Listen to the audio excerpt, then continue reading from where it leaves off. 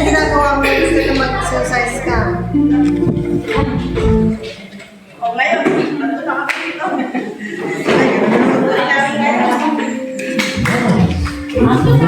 Open the doors, ha? Stretch his chest, back, and shoulder muscles.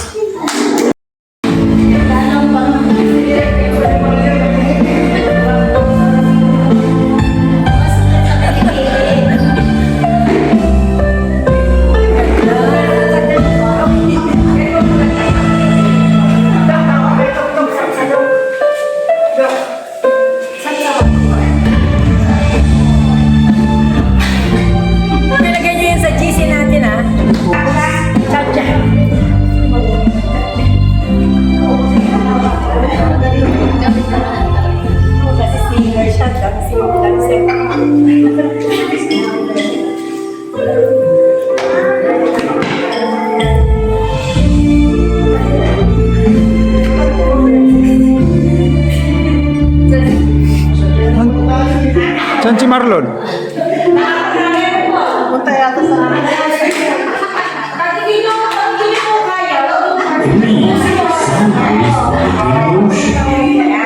Release tension across the neck and shoulders. Encourages smooth energy and moves along the body.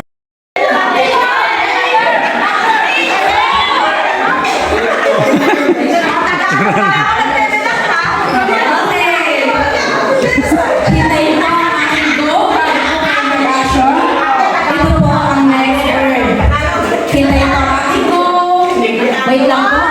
One, two, three, go! O sige, mother. O. Madali yan. Di ba? Wala po Pwede. O, pasok. Ay, yun. Carpintero? Electrician? Hindi po. Tagalog po ito ha. Subero?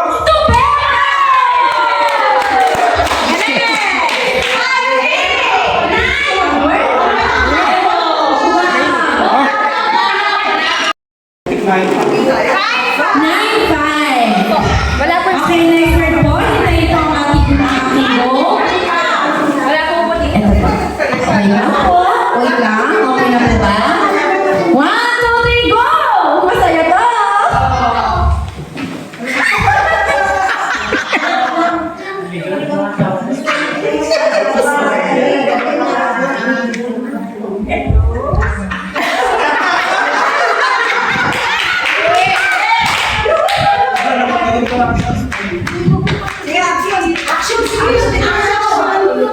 Hula. Nagsisimula sa letrang K!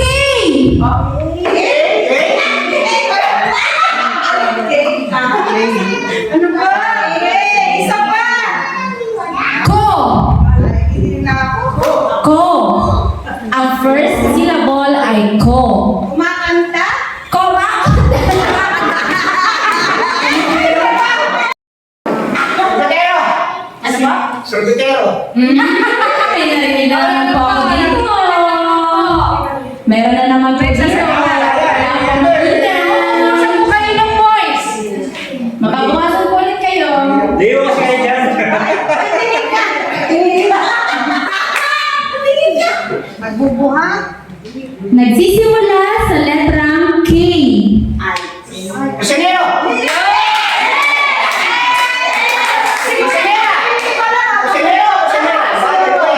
Okay, tama po.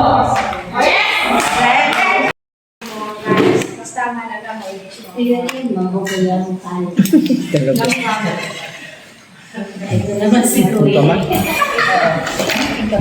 Pinicturan mo? Oo.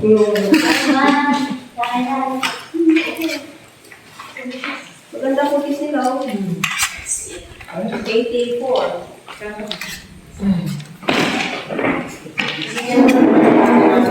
Wala ba?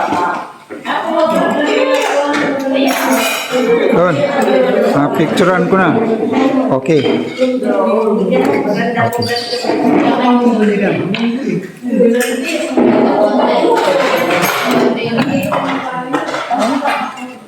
Mungkol ka siya eh.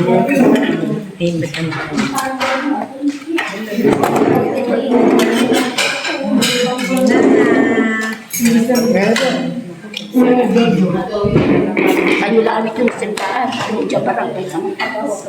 Si Gabi. Baga na, huwag kami yun pa. Thank you. Picture, picture. Lagay ko sa ganito.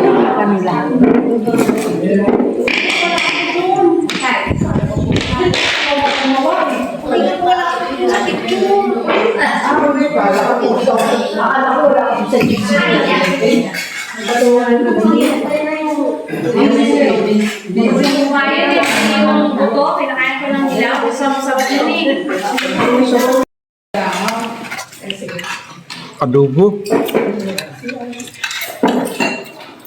Adobo ito kuya. Adobo.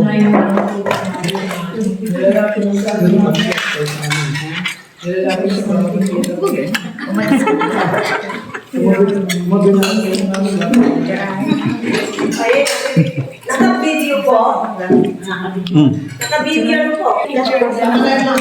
Picture ka na.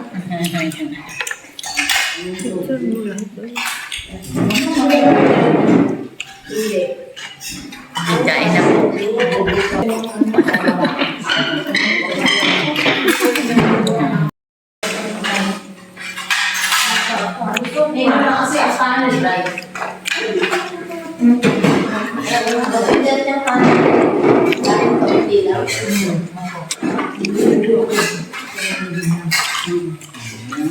Isa nagdala kami ng special care. Pag-uwi namin, nakasunod yung special care namin. Ilang araw pa ba? Sabihin na bago umuwi. Ay na, kumain.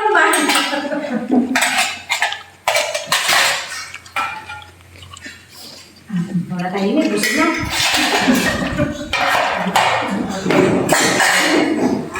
Yung mga nahuli mo na pag-inom ng PCI, 30 minutes na pumunta si Sister Yasmin. After 30 minutes po ha, yung huli uminom ng tea. Comes to diet, alam niyo po, these are the ones na ilalagay sa mga magazine na kung saan hindi mo na maintindihan kung ano yung diet plan mo. May tapeworm keto, DASH, intermittent fasting, vegan, Weight Watchers, paleo, mind diet, blood type diet, low carb diet, and Mayo Clinic diet. But the thing is, ano nga ba ang talagang dapat natin kainin? Na hindi naman tayo nalilito, just like most of you are asking us, can we have some menus? Okay, so these are the things that we're going to eat. Quality. When you're talking of the quality, hindi mo na kailangan tanongin, okay, kung ang sinabi ng Panginoon sa Genesis 1:29 is, kakain tayo ng grains, fruits, nuts, and vegetables, hindi na natin kailangan tanongin ang ating sarili, pwede ba yung organic na egg, organic na chicken, organic na fish? 100% the person is a plant-based diet. Kung hindi po siya galing halaman at ang itlog ay tumubo sa halaman, atin po kainin. Pero kung hindi siya tumubo sa halaman, then that is not our food. Yesterday, we also have witness ang piranha solution na wala tayong kagaya ng ganyang asido. We also have learned kung gaano kalala na mga kinakain ng mga hayop ngayon. And of course, the hydrochloric acid versus chicken leg, which is the hydrochloric acid is our stomach.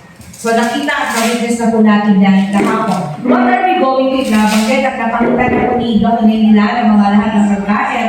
And sometimes we wanted to think of ano kaya ang masarap na pagkain? Well, napaka-practical po, galing lamang sa halaman. Kundi galing sa halaman, then don't eat that. A lot of people will say, hindi po maganda ang bread. No, hindi po sa hindi maganda ang bread. Kundi anong quality ng bread ang iyong kakainin.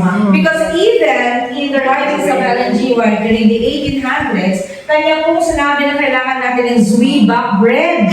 Yun pala ang healthy na unfermented. So ano ba yung Zwieback bread? So ang Zwieback bread po ay double baked bread. So yung toasted bread, first of all, kumain kayo ng tinapay na alam yung ingredients. Kung meron itlog, kung meron gatas, kung meron siyang porkito, ayan, yung mga margarine. So, huwag niyo pong kainin yun. You find one na very healthy and then, huwag kayong kakain ng bagong luto kasi siya po ay bago ang kanyang yeast. So, the next day, after 24 hours, yung yeast po niya inactive na din. You can eat that by toasting it. So, mas madali na po punawin para sa ating tiyan.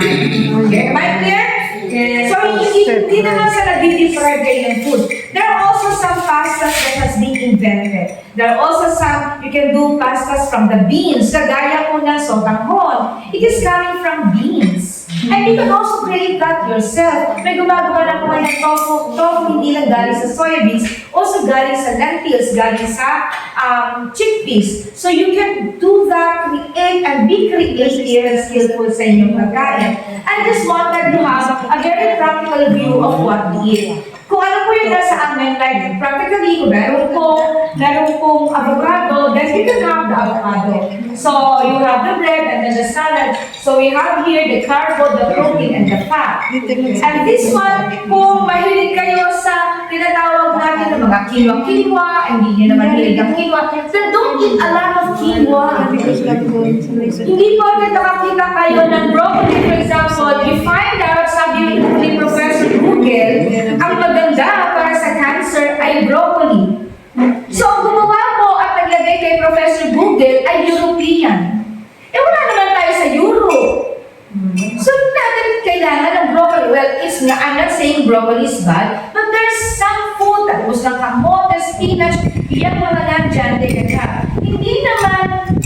hindi naman siguro kasing ganda yung sustansya ng broccoli, but we can incorporate another food. So that is called incorporating food na nawawala dun sa isa. So yun po ang tawag during the health coaching period of session. So hindi mo kinakailangan isipin, ito wala sa broccoli. O sige, ikunin mo sa ibang gulay. That is why we mix different kinds of food. And also, so you can have the quinoa, meron kayo nagbigay sa inyo, okay, kunin nyo. But kung hindi ka sanay at ayaw yung pagkain na yun, then don't put a lot. Lagyan nyo ng konti lang. At least hindi siya nasasayan. Do you agree with me? And that's very practical. So we also have here, kami po starting ng pandemic, nakatira na po kami sa Antipolo. Hindi na po kami, iniwan na namin ng Pasig, iniwan po namin ng Cainta, iniwan po namin ang aming condo. So, ito po kami, hindi na kami sa Makati. Na alam niyo po ba? Ang aming po bahay ay nasa BGC. Ang masahe po. Yes, of course. Sa likod ng BGC. You know what? Nung kami po ay nagpunta na sa bundok, at kami po ay pupunta na doon, uwi kami sa aming bahay, para kumuha naman gamit. And we are thinking, and we can smell na parang ang dumi-dumi po niya. So yung ating kaisipan, and you know, yung how we breathe is very different now. So, ito po ay galing lamang sa mga ani. Kita niyo naman po ang saling na ito. Di po ba? Kung panahon ng Kalimito, madami na po Kalimito sa amin sa Antipolo, libre lang. So, sa kapitbahay na Kalimito, pag ayaw nila, di sa amin na lang. Di po ba? And the buko, madami nagbibigay sa amin. And then this, may nagbigay din. Nuts, may nagbigay din. Lakang may nagbigay din. Santa pa, pati mais. Na-harvest ko namin sa San Pablo sa likod ng bahay. May nagtanim po para sa amin. And we harvest that. At ginamit ko yung kanyang buhok na mais, pinatuyo ko, at pwedeng ilagay din siya para sa may mga kidney problem. You know, very, very practical. And yung pinaglutuan po ng mais, lagi nyo inumin. Maglalagay ng pecha, kalbos ng kamote, inumin niyo po yung kanyang mga sabaw. Huwag niyo isasabay sa pagkain. Okay? Why? Ang tawag po doon is extracted minerals. Remember, yung kung kinain po ninyo na seaweed soup, ang tawag po namin doon is actually a mineral bomb.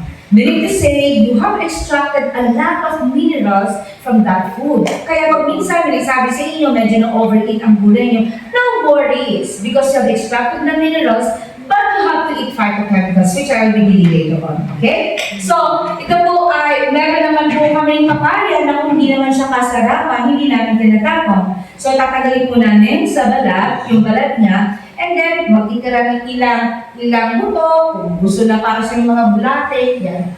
Pwede, konti lang o sobrang dami, and then i-frozen namin siya. And then kapag frozen na po siya, that will become our smoothies. We create a lot of smoothies. So meron na po kaming milk. Pwede gawin yung almond milk nyo, pwede naman sa pouch na. So pwede din oat milk, soy milk, and pistachio milk, all of that, almond milk. And then pag hindi siya matamis, then we put the dates. Yun po yung aming pantamis. So you created a food that is very, very social. And then you enjoy it, di po ba? And then alam niyo po, ang pagkain natin, before the flood, ang pagkain po ng tao is only grains, fruits, nuts. Written in Genesis 1:29. After the flood, dahil wala pong gulay, nagdagdag ang Panginoon ng vegetables. At today, lahat po ng yan po ang mga verses sa Bible where you can find it. Now, ngayon, lahat ay kinakain na ng tao. But the age before the flood, the average age is 912. Pinakamatanda nga po, 969. Kaya 20 times ang kanilang vital force kasi ang tatangkad nila. Diba? Sila po ay 16 feet. And then after the flood, bumaba po, naging 150 to 300. Alam niyo po si Moses, ang edad niya sa unang anak niya, 500. 500 years old, nung nanganak, nagbuntis yung asawa ni Moses. Imagine, siya ay 500 taon, may similya pa. Eh kaya mga kalalaki na may similya pa kaya. Garang kong mga babae, basta, meron tayo. Okay. Yes. Gusto sa mapupunta ng usapan na to, ito rin talaga. And now, the age is 70 to 80. And the plant-based diet doesn't count age because even the youngster can enjoy a balanced diet and a plant-based diet. Ito po ay mga board, yan po yung mga pamangkin at anak. Ito kay aking anak, mamalaki yan eh. So they are, they're born the plant-based diet. And of course, sila ay wala akong injection, wala akong silang vaccine. So they enjoy the food kasi kailangan lang maging artistic tayo. And be very practical in food. So kung nasaan kayo, yun ang kailangan nyo. For example, gusto nyo na japchae. Mga Korean yan. So you have the glass noodle here.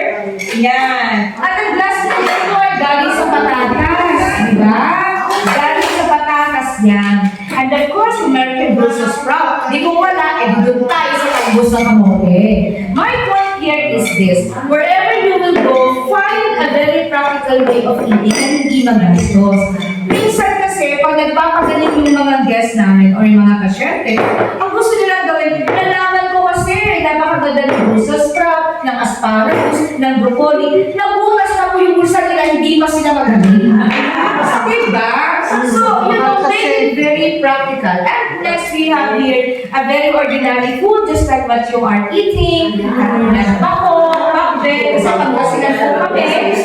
So, alam niyo naman, ang mga pagkain Ilocano, awang kinira, awang lumagaong, gulay laog. So, you can have that food, and of course, medyo social naman.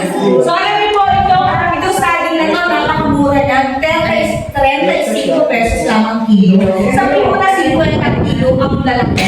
Hindi po ba? So pag nainog na po siya, ang saging ito ay meron certain smell na parang vanilla. So ang gagawin po nyo, balatan po ninyo, ilagay sa plastic ng yellow, or kung gusto nyo sa shawl, ziplock, i-frozen ninyo. Kung may nabigay ng strawberry, hugasan na, and then i-frozen ninyo. And then the next day, na-frozen po siya, i-blend po ninyo, you can add additional nuts. Like, chia seeds, yes, you do. Pero iba ayaw nila ng chia seeds. But you also have to soak the chia seeds din kasi. So, pwede din po, lagyan nyo siya ng kasoy. Yan. Lagyan nyo pistachio. Pistachio! Okay. Yes! And then you blend it together with your food. Water can show you up. It can show you 5 chemicals.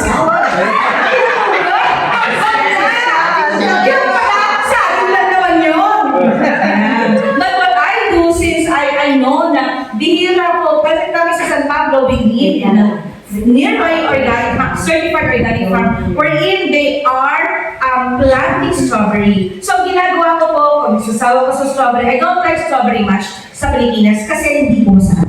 Kasi pang masarap. So, what we do, hugasan ko po ilagay sa freezer, and that's it.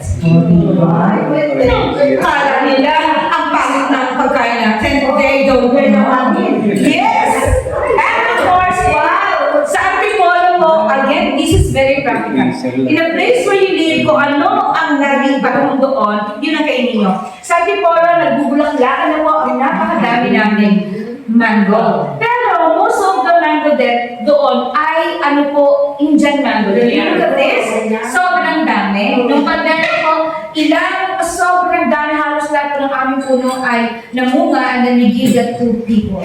Yan. And then sobrang dami pa din, so this is itong ginagawa namin. So yung iba pinakain mo, and then yung iba, babalatan mo na, matrabaho lang, but it's worth it. So magtala, pag bumili ka ng smoothie, nako, napakamahal. Eh ito po, kahit walang gatas, pwede yan. But this one, konting-konting gatas lang to make it like an ice cream. Yeah. Pero bumili pa ako ng Ninja ice cream. Kasama. Wala po kaming, anong tawag doon, mga gamit sa salad. But you go and look at our kitchen. So we have those. Yan. Kasi yun ang aming lifestyle. Okay, yung gatas siya. Kahit ano nga. Oo. Kasama po ba namin kayo dito? Bawal yung gatas na... Kasama ko. Meron ba din almond, nuts, lahat. Almond, Soybean. Oo. Yeah. Oo. Soya milk. Favorite na.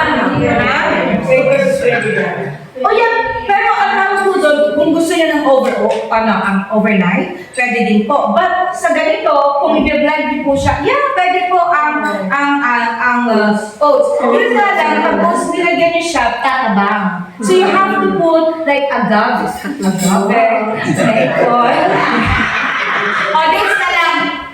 Pag may sakit, I do not advise even brown sugar. To be clear. But for those who are not sick, once in a while, you can have the biko, but not all the time. But if you are sick, it's better to use dates. Water, ano nangyayari sa atin kapag kulang tayo ng water?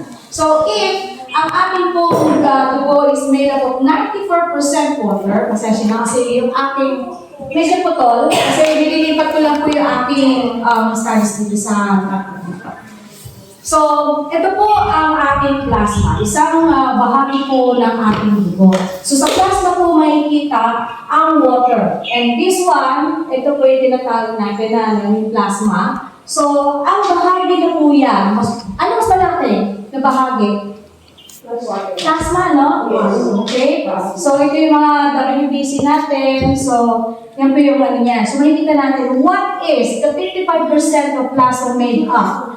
Usually, pag tayo po ay tumatanda na, ang BP po ay kapag bata pa 120. Diba? Yan ang pinaka over 80 is good. So, mag-90 medyo alamanin na. So, basta ganun lang. However, sabi ng mga sa medical, pag ikaw ay nag-40 na, umaabot ng 130, is still liable pa rin. Okay lang. Okay, dahil age na. Ang 140 is not good. So, pag naman notice kayo, matanda na 90 over 60. They don't drink a lot of water. Okay? So, makikita niyo yun po yung isa sa mga dahilan. So, our body is telling us, you're not drinking enough water for the whole day. So, kaya, yung oxygen, na seryoso sa akin, bakit ako ay mahilig ako sa gulay? Bakit? Kulang ako ng nutrients because we lack water. So, yung oxygen sa brain natin, bakit pa parati kung lulukutin? Wala kasing water. Okay, those are the, walang oxygen.